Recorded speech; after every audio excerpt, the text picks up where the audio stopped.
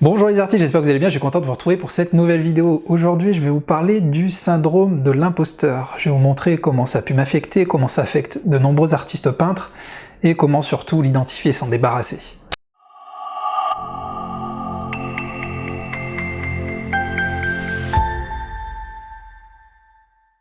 Alors, ce syndrome de l'imposteur, qu'est-ce que c'est? Et comment l'identifier? Alors, syndrome de l'imposteur, c'est tout simplement le fait de penser que vous n'avez pas la légitimité de vos actes. Je m'explique. Par exemple, quelqu'un qui va peindre un tableau, qui va beaucoup travailler dessus, qui peut être satisfait du résultat, mais qui va peut-être être un peu mitigé, partagé, mais qui va se dire « bon, ça va être dur, mais je vais le montrer aux gens ». Commence à le montrer à son entourage, a de très bons retours, et malgré ces retours, va avoir l'impression d'être un imposteur, va avoir l'impression qu'il a eu de la chance. Par exemple, quelqu'un va lui dire « mais c'est très beau ce que tu as fait ». Et vous allez répondre « ah bah j'ai eu de la chance, j'ai utilisé les bonnes couleurs, j'étais dans un bon jour, je pense que j'ai dû être influencé, j'ai dû être aidé ». Voilà, c'est quelqu'un qui va vraiment chercher à justifier, qui a l'impression que sur le moment, il ne mérite pas ce qui lui arrive. Voilà, c'est le fait d'avoir l'impression qu'il ne mérite pas son succès. Moi, pour vous parler de mon cas, j'ai longtemps souffert de ce syndrome, ça m'arrive encore un peu aujourd'hui, mais je vais vous expliquer à quel moment ça s'est matérialisé. En fait, quand j'ai commencé la peinture, en amateur, donc en étant autodidacte, j'ai avancé, je faisais mon petit truc à moi, et il était hors de question que je montre mon travail aux gens. C'était juste ma petite expérimentation, voilà, sans chercher forcément à savoir ce qui se passait.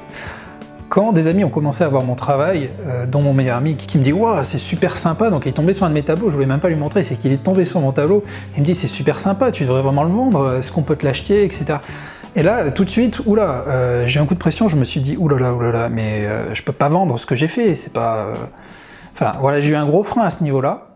Et un deuxième moment, c'est au moment où j'ai dû définir le prix pour mes premiers tableaux. C'est au moment où je suis devenu professionnel, donc en 2013. D'ailleurs, je fais une petite parenthèse.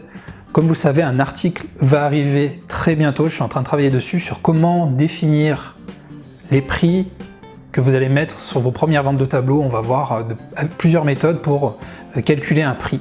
Parce que c'est vraiment un sujet délicat et le sujet est bientôt fini. Donc je referme la parenthèse. Donc voilà, moi j'avais un souci à ce niveau-là aussi, c'est que par exemple j'avais beau faire un tableau, j'avais passé des heures dessus, et c'était le premier tableau que j'allais mettre sur le site, je me disais ah mais à combien je vais le mettre? Et puis je voulais le mettre à 29 €.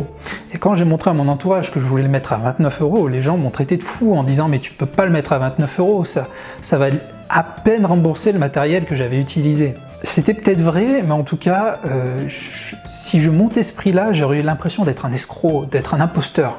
J'aurais dû vraiment monter le prix. Donc voilà un des identificateurs de ce syndrome. À d'autres moments ça s'est passé, c'est quand je rencontre d'autres artistes peintres et qui me disent « oui, c'est vraiment sympa, oui, on aime bien, etc. » Et là je me dis, donc je tombe face à quelqu'un qui a appris, que je trouve beaucoup plus compétent que moi, et tout de suite, ben voilà, je vais me rabaisser. Le fait de me rabaisser et de penser que je suis pas forcément à ma place parce que j'ai pas appris, parce que je suis autodidacte. Et ça, c'est aussi un des problèmes, c'est que quand on est autodidacte, qu'on n'a pas vraiment suivi un chemin conventionnel, et ben on va souvent avoir tendance à se rabaisser, à avoir l'impression de ne pas être à notre place. Alors maintenant, à vous. Je vais vous poser des questions claires qui vont permettre d'identifier si vous souffrez aussi de ce syndrome-là. Alors, est-ce que vous n'attribuez pas vos succès à vous-même? Est-ce qu'il vous arrive d'une manière générale d'avoir des difficultés à recevoir des compliments? Est-ce qu'il vous arrive aussi d'avoir peur de ne pas être à la hauteur? Et d'une façon générale, est-ce que vous avez peur de demander des conseils? Alors, si vous avez répondu oui à 2 ou à la majorité de ces questions, bah, désolé de vous le dire, vous souffrez sûrement du syndrome de l'imposteur. Alors après, attention, on va dédramatiser tout ça, le syndrome de l'imposteur, c'est un syndrome, ce n'est pas une maladie, donc rien de grave, c'est quelque chose, autant en avoir conscience, c'est quelque chose qui peut facilement se corriger, et je vais vous montrer comment après. Parlons maintenant du problème que ça engendre et des conséquences liées à ce syndrome. Le premier que je peux identifier, je dirais, c'est un manque cruel de confiance en soi. D'ailleurs, la confiance en soi est étroitement liée à ce syndrome. J'avais fait un article sur la confiance en soi, je vous invite à cliquer, je vous le mets dans la description si vous êtes intéressé pour voir la vidéo et cet article. Deuxième conséquence identifiable, c'est une tendance au perfectionnisme. Vous avez toujours envie d'être parfait, d'aller loin, de plus en plus loin, que votre tableau soit parfait. Il faut toujours aller faire des petites choses pour aller plus loin, et souvent vous n'arrivez pas à finir votre tableau.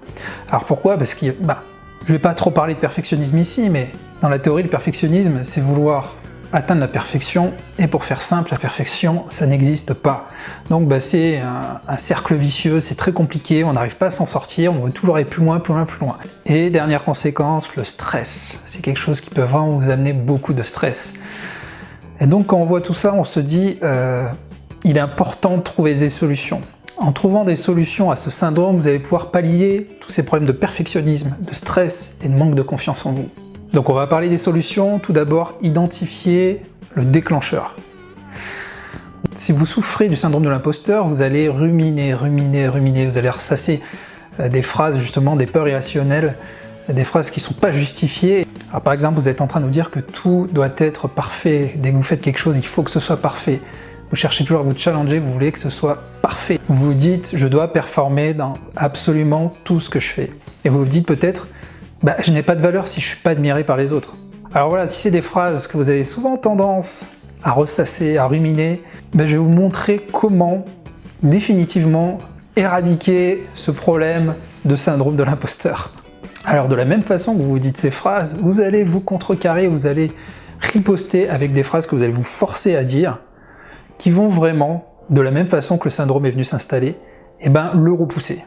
Ça peut vous paraître bizarre, mais c'est comme ça, c'est consciemment, c'est en vous disant des phrases que vous allez arriver à vous convaincre et à vous protéger justement de tout ça.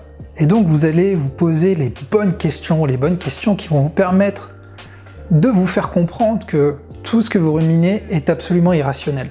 Donc la première question que vous allez vous poser, est-ce que je dois absolument être un expert pour avoir le droit de peindre? La deuxième question que vous allez vous poser, très importante également, au pire, si j'échoue, que va-t-il m'arriver?